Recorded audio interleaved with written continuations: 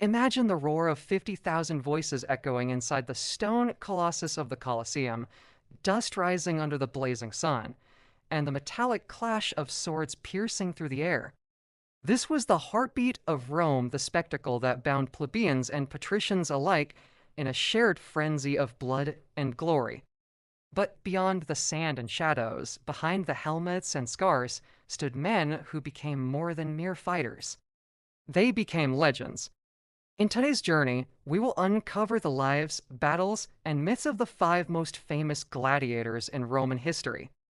Not the nameless masses who perished in anonymity, but the few whose names survived centuries, written into scrolls, whispered by historians, and etched into the memory of Western civilization. Prepare yourself, because this is not just history, it is the raw, visceral story of survival, rebellion, and eternal fame inside the deadly arena. To understand why gladiators became icons, we need to grasp the Roman obsession with spectacle. Historian Keith Hopkins once remarked in Death and Renewal that the amphitheater was a mirror of Roman society, a stage where life and death revealed the very essence of Roman values: discipline, endurance, and the willingness to conquer fear. For the Roman people, gladiators embodied that ideal. They were slaves, criminals, or prisoners of war who, against all odds, stood before death with courage. And yet, some transcended their fate. These men not only fought, they rose above, leaving a mark on history greater than generals, senators, and sometimes even emperors. So let us step into the arena, and one by one, meet these legends. 1. Spartacus the rebel who shook Rome. No name resounds louder than Spartacus. A Thracian warrior enslaved and trained at the gladiatorial school of Capua, Spartacus broke free in 73 BC, leading what would become the largest slave uprising in Roman history. Ancient historian Plutarch in Life of Crassus notes, Spartacus was not only of great courage and strength, but in sagacity and gentleness superior to his fortune, and more Hellenic than Thracian. This was no mere brute. He was a leader, a strategist, and above all a symbol of resistance.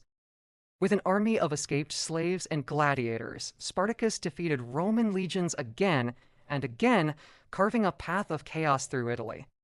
His rebellion terrified the Senate, not just because of the destruction, but because it challenged the very foundation of Roman order, the mastery of the strong over the weak.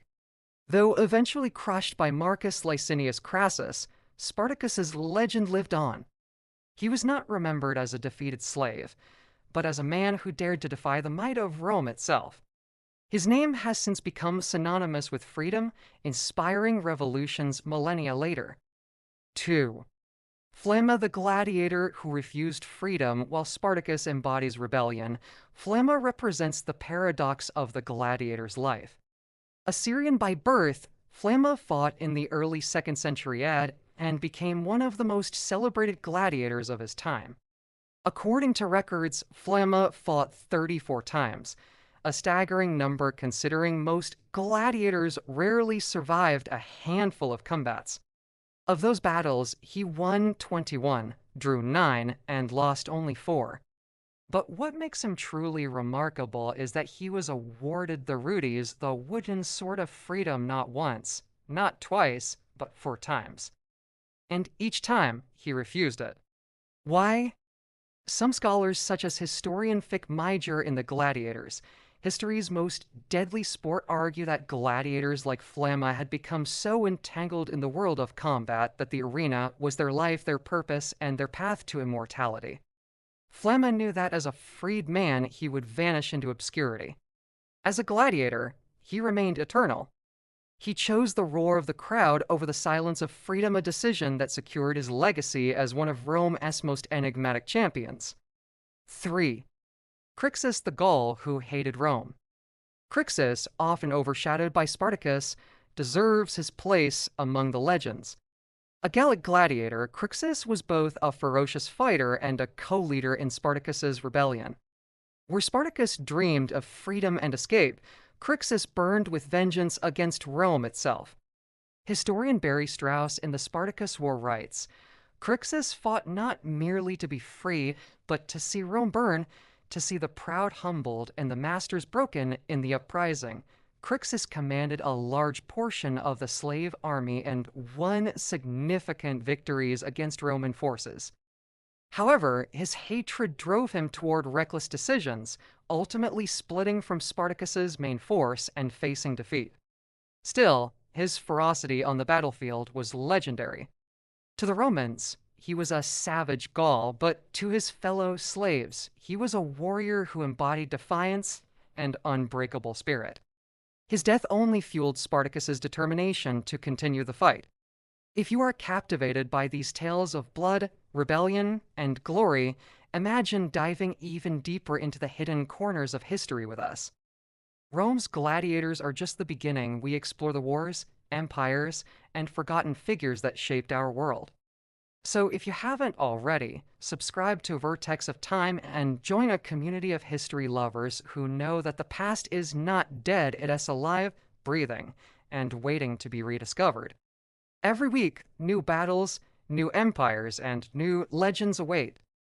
Don't miss it. 4. Commodus, the emperor who played gladiator among gladiators.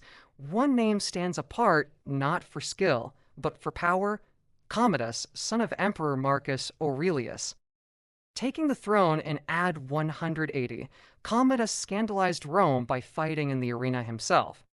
Cassius Dio, in Roman history, recorded he would enter the amphitheater dressed as a gladiator, and often fought, but always with his opponents forced to lose, though Commodus never risked his life, the way true gladiators did. His obsession with the games left an indelible mark. He fought hundreds of staged matches, killing both men and beasts, and declared himself the Roman Hercules. For the common people, seeing the emperor fight was electrifying, a god come down to the sands. But to the Senate, it was a disgrace, a desecration of imperial dignity. Ultimately, his theatrical gladiatorial life only accelerated his downfall, as conspirators assassinated him in AD 192. Commodus represents the dangerous allure of gladiatorial fame, the power to captivate Rome, even at the cost of one's empire. 5. Marcus Attilius, the rookie who became a hero. Not all gladiators were slaves or emperors. Some were volunteers, free men seeking fame or redemption. Marcus Attilius is remembered as one of the most extraordinary examples. Inscriptions tell us that Attilius entered the arena as a novice, yet in his very first recorded combat, he defeated Hilarus, a veteran gladiator, with 13 victories. His victory was not just luck. Attilius went on to triumph over other seasoned fighters, earning admiration as a symbol of youthful bravery and unexpected greatness. As historian Alison Futrell explains in the Roman Games, a sourcebook, Attilius's story highlights the unpredictable nature of gladiatorial combat. In the arena, status, wealth, and power meant nothing. A novice could rise above a veteran, a slave could defeat a free man, and the underdog could become a hero. Attilius's meteoric rise reminded the Roman crowd that every fight carried the spark of destiny, that the next legend could be born in an instant. These 5 men, Spartacus, Flamma, Crixus, Commodus, and Marcus Attilius, represent the spectrum of gladiatorial fame. From rebellion to loyalty, from vengeance to vanity, from underdog triumph to imperial disgrace, their stories weave the fabric of Rome's most brutal and mesmerizing tradition. They remind us that gladiators were not simply fighters. They were symbols of Rome's contradictions: cruelty and courage, oppression and honor, death and immortality. The epic conclusion: as the dust of the Colosseum settles in our imagination, one truth remains: gladiators never truly die. Their names still echo, carried by stone inscriptions, by ancient historians, and by the fascination of modern minds. They were men forced into the theater of death, yet they transcended it to achieve eternal life in memory. In the words of historian Thomas Weidman in Emperors and Gladiators, The gladiator became a paradox despised as a slave yet admired as the very embodiment of Roman virtue. That paradox is why we still speak of them today, why we still see them as larger than life figures in a civilization that valued glory above life itself. So, next time you imagine the Colosseum, don't just see the blood on the sand. See Spartacus raising his sword against Rome, Flamma choosing immortality over freedom, Crixus burning with vengeance, Commodus disgracing himself with vanity, and Attilius seizing destiny in his first battle. These were not mere men. They were the 5 greatest gladiators of Rome legends who fought, bled, and died so their names would never be forgotten.